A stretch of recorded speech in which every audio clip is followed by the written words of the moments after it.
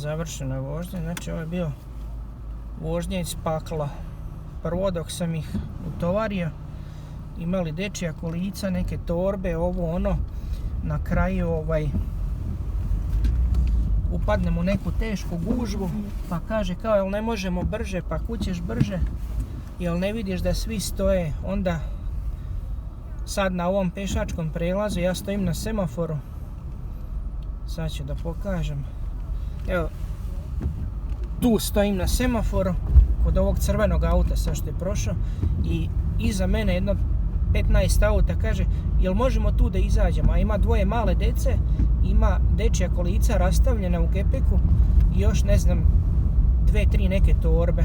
Rekao ne možeš tu da izađeš, rekao dok ja izvadim ta tvoja kolica i te tvoje stvari, ovi će da me ubiju na semaforu čekajući verovatno 3 semafora da se promene, a ja da tebe izbacim na sred ulice. I na kraju izbacim tamo na onu autobusku stanicu sam da se riješim budale.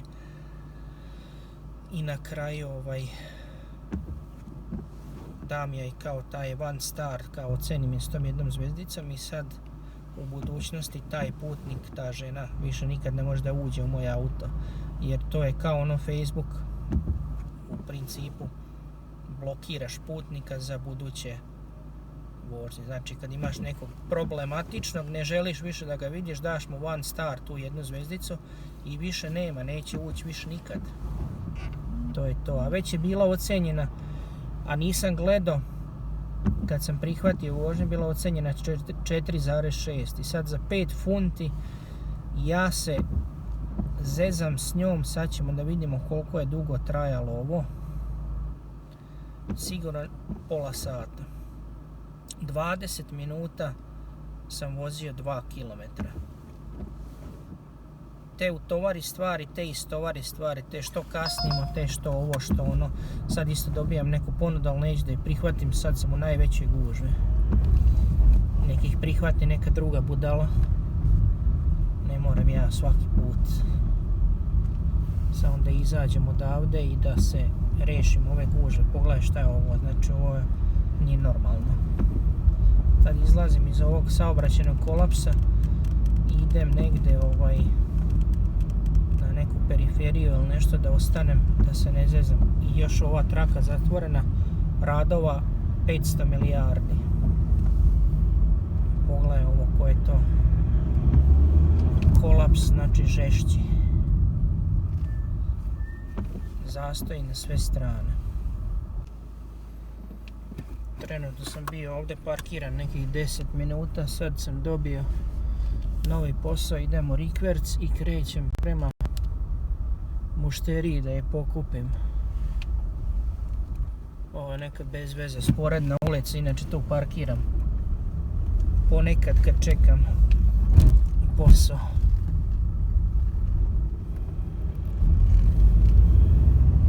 Sad da vidim kud idem.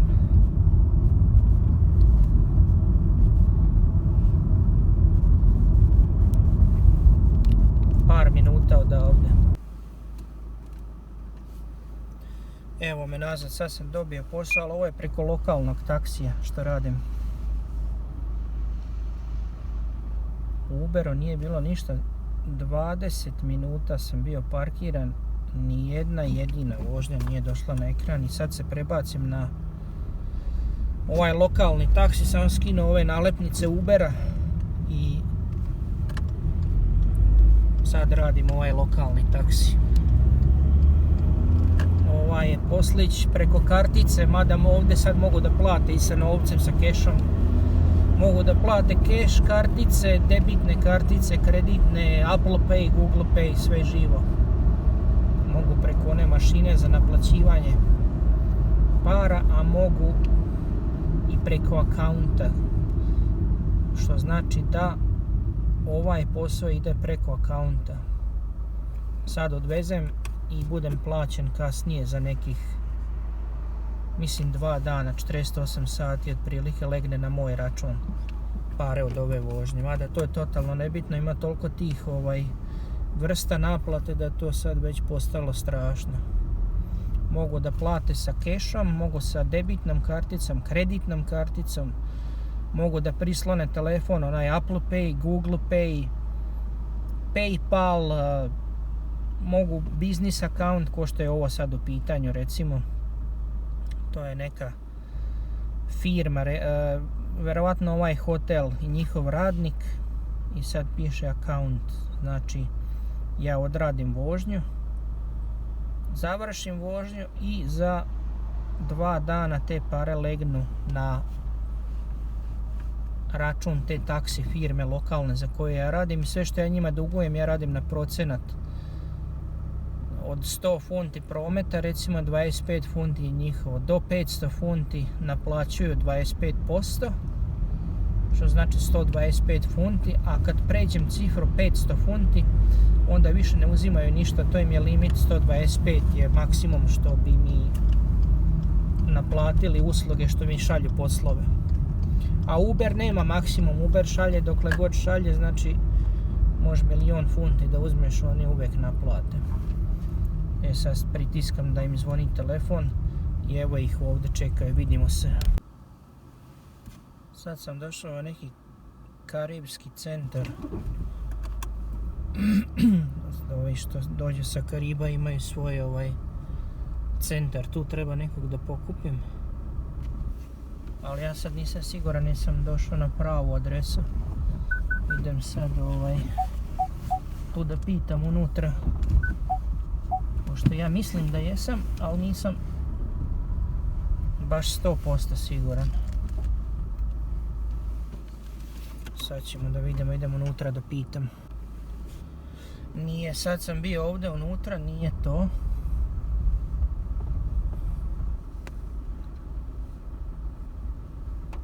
Sad je ovo zajebancija, sad ja moram tu da se natežem, da tražim da li je ovo, da li je ono. Ali baš me briga, idem ja sad da parkiram u rikverca, čekam 5 minuta, nema nikog i kanceliram i to je to. Nekad ubace pogrešnu adresu i onda ja moram da čekam tu ko budala, a neće da nazovu, neće da pošalju poruku, a ja sam na pravoj adresi. Evo me ponovo na istoj lokaciji, bio sam unutra, niko nije tražio taksi, otišao okolo naokolo, 2-3 ulice se provozao i još uvijek ne mogu da kanceliram, da poništim ovaj posao. To je problem sa ovom lokalnom firmom zajebancije, koliko hoćeš. Evo ga, sad sam konačno uspeo. Nakon 6 minuta Uberu je to puno bolje. Ako mi se ne sviđa vožnja iz bilo kog razloga, u bilo kom momentu pritisnem dugme i čao brate, doviđenja. A ovamo to ne možeš, moraš da čekaš punih 5 minuta pre nego što možeš da poništiš. I sad ponovo čekam operatera da on poništi i tek onda me vraća nazad u red da dobijem novu. I evo ga, sad je tek poništeno. Izgubio 7 minuta vremena bez veze. Zato je Uber bolji. I sad piše da sam 4. od 5 auta u redu za posao u toj lokalnoj firmi. Nego bolje Uber 100 puta. Odo ja nazad na Uber, pa koliko ima, ima.